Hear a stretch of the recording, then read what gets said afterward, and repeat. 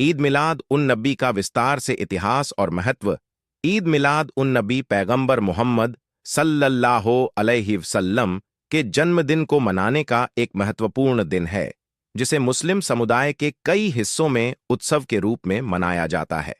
इतिहास। ईद मिलाद उन नबी की शुरुआत फातिमी खिलाफत 10वीं शताब्दी में हुई थी, जो शिया मुस्लिम थे। उन्होंने पैगंबर मोहम्मद सल्लल्लाहु अलैहि वसल्लम की याद में इसे एक त्योहार के रूप में मनाना शुरू किया। यह परंपरा बाद में सुन्नी मुस्लिम समाज में भी फैल गई, खासकर मिस्र, सीरिया, तुर्की और भारतीय उपमहाद्वीप में। इसके अंतर्गत मस्जिदों को सजाया जाता है, कुरान की तिलावत की जाती है, नात, पैगंबर की शान में कविताएं गाई जाती हैं और धार्मिक उपदेश दिए जाते हैं। शरीयत इस्लाम में अहमियत। शरीयत के अनुसार इस्लामी धार्मिक त्योहार केवल दो हैं, ईद उल फितर और ईद उल अजहा। ईद मिलाद उन नबी मनाने का हुक्म कुरान और सही हदीस में नहीं दिया गया है, इसलिए इसे एक धार्मिक अनिवार्यता नहीं माना जाता।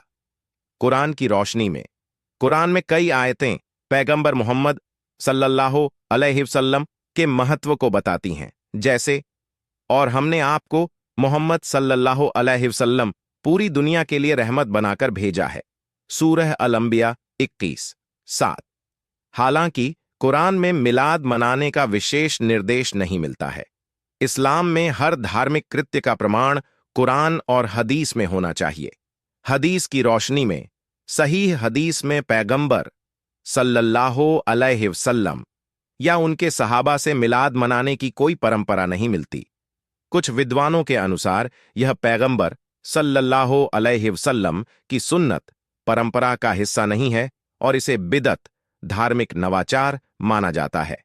क्या मिलाद उन नबी न मनाने वाला व्यक्ति इब्लीस और शैतान है? कुरान और हदीस के अनुसार कुरान और हदीस में ऐसा कोई उल्लेख नहीं है कि जो व्यक्ति ईद मिलाद उन नबी नहीं मनाता वह इब्लीस या शैतान के बराबर है। कुरान हमें धार्मिक मामलों में दूसरों की आलोचना करने से बचने की सलाह देता है।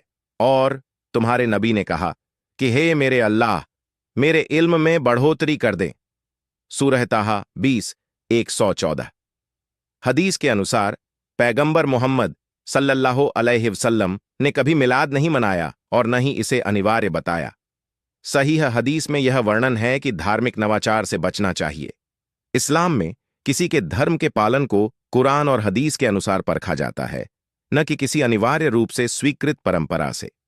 निष्कर्ष। मिलाद उन नबी मनाना या न मनाना यह व्यक्तिगत पसंद और धार्मिक समझ पर निर्भर करता है। जो लोग इसे पैगंबर सल्लल्लाहु अलैहि वसल्लम से प्रेम व्यक्त करने के रूप में मनाते हैं, वे इसे इस्लामी मान्यताओं के दायरे में रखते हैं। जो इसे नहीं मनाते, उन्हें भी कुरान और हदीस की बुनियाद पर गलत नहीं कहा जा सकता। किसी को इब्लीस या शैतान कहना यह इस्लाम की शिक्षाओं के खिलाफ है।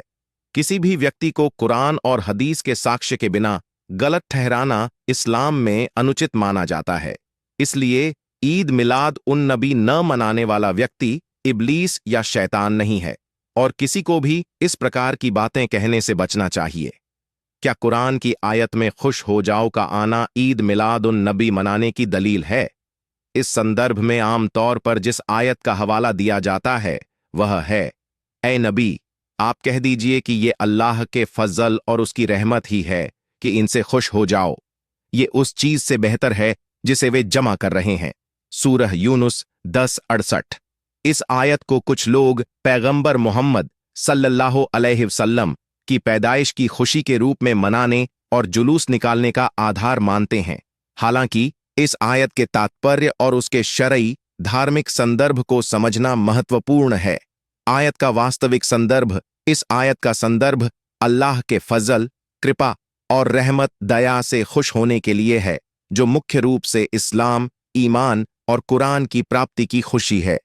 विद्वानों का मानना है कि यह आयत विशेष रूप से इस्लाम के मार्गदर्शन की ओर इशारा करती है, न कि किसी विशेष घटना, जैसे कि पैगंबर सल्लल्लाहु अलैहि वसल्लम की पैदाइश का जश्न मनाने के लिए जुलूस निकालने का शरई हुक्म। एक, कुरान और हदीस का संदर्भ। कुरान या हदीस में किसी प्रकार का जुलूस निकालने या मिलाद मनाने का कोई स्पष्ट आदेश नहीं है। पैगंबर मोहम्मद सल्लल्लाहु अलैहि वसल्लम और उनके सहाबा साथी ने कभी इस प्रकार का जुलूस नहीं निकाला। 2. सुन्नत और बिदत यानी नया काम। पैगंबर सल्लल्लाहु अलैहि वसल्लम ने साफ शब्दों में बताया कि हर नवाचार बिदत जो उनके समय में नहीं था उसे धार्मिक अनुष्ठान का हिस्सा नहीं बनाना चाहिए। सहीह हदीस में है, हर नया काम बिदत है और हर बिदत गुमराही है। सहीह मुस्लिम। 3. इस्लामी विद्वानों की राय। विद्वानों में मिलाद और जुलूस निकालने के बारे में मतभेद है। कुछ इसे पैगंबर सल्लल्लाहु अलैहि वसल्लम की याद और उनके प्रति प्रेम व्यक्त करने का तरीका मानते हैं, जबकि अन्य इसे बिदत मानते हैं क्योंकि पैगंबर सल्लल्लाहु अलैहि वसल्लम और उनके सहाबा ने इसे कभी नहीं किया। निष्कर्ष, खुश हो जाओ की आयत। यह आयत पैगंबर सल्लल्लाहु अलैहि वसल्लम की पैदाइश पर जुलूस निकालने का प्रमाण नहीं है। इसका मूल संदर्भ इस्लाम और ईमान की खुशी है। जुलूस निकालना। इस्लाम में जुलूस निकालने का आदेश नहीं दिया गया है।